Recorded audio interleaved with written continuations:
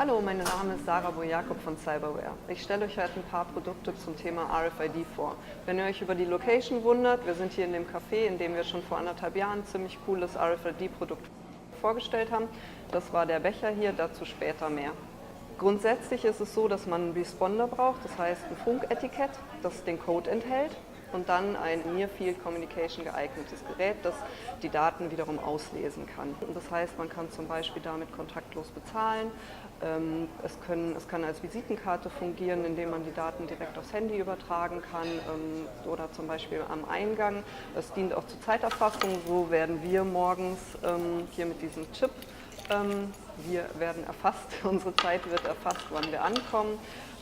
Auch ist so ein Chip heute in dem neuen Perso, auf dem eben auch die Daten gespeichert werden oder natürlich auf der Kreditkarte. Eingesetzt werden kann es zum Beispiel auch in der Automobilindustrie, das heißt mit Etiketten. Zum einen werden damit die Fahrzeuge identifiziert, es wird aber auch in der Produktion eingesetzt, das heißt es kann damit verfolgt werden, an welcher Stelle welches Teil für die Fertigung sich befindet.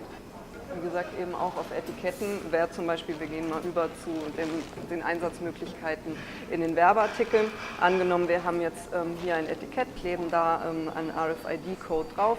Damit könnte dann jemand zum Beispiel auf einer Messe oder auf einem Event direkt mit seinem Handy den Code auslesen und darauf dann Informationen oder über das Produkt bekommen oder eben auch direkt auf eine Webseite geleitet werden. Das Schöne daran ist eben auch wieder, dass man es unauffällig anbringen kann. Das heißt, man kann es eben an Produkt befestigen oder auch vielleicht ins Produkt mit einarbeiten. Möglich wäre da zum Beispiel auch, dass man sagt, man arbeitet ein Etikett mit ein, sodass die Tasche direkt dem Besitzer zugeordnet werden kann.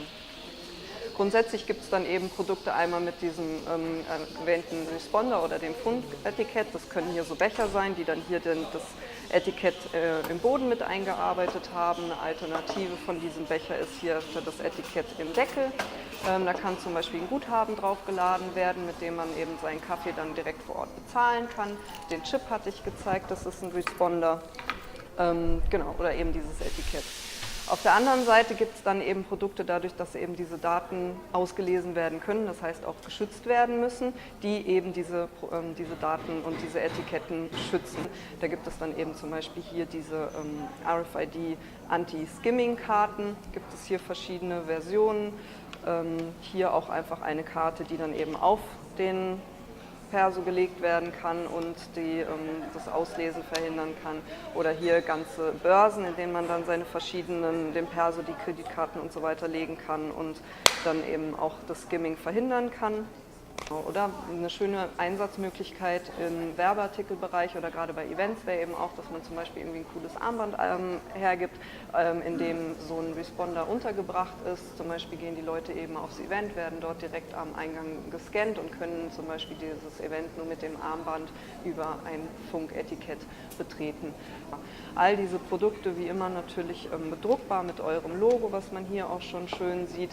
Da gibt es unendlich viele Möglichkeiten. Und wenn ich schon bei dem Kaffee bin, Dankeschön und ich fülle den jetzt auf.